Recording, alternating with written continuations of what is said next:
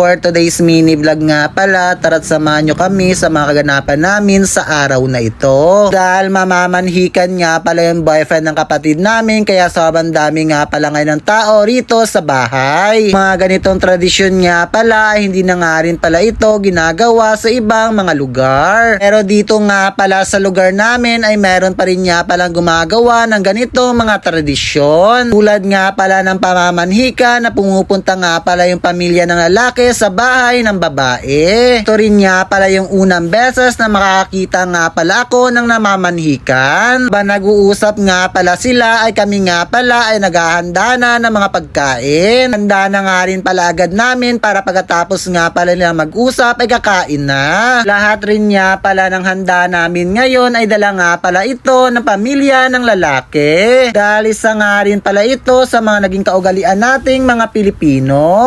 At makabuti mo sa amin. Sa akong ito, nagpasalamat kami sapagkat napag-usapan namin ang pag-isang dibdib ng dalawa, Panginoon.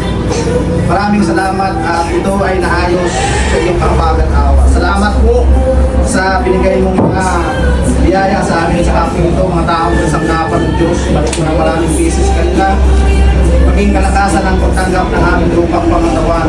Pagtutuloy kami sa paglilingkod sa iyo. Salamat po at maging sa aming pagtanggap, Ama, tulungan mo bawat isa sa amin. Salamat po sa pangalan ng Panginoon sa Diyos. Amen.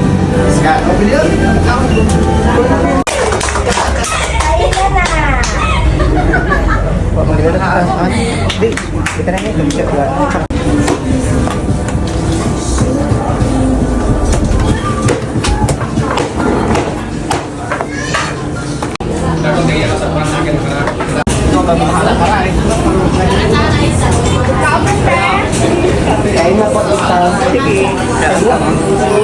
Ko na nga rin pala ng i-video yung lahat nga pala ng mga pangyayari sa pamamanhikan. Naya nga rin pala akong lumabas dahil sa dami ng tao. Kaya ako konting clip nga lang pala yung nakunan ko. Kaya hanggang dito na lang muna. Paalam!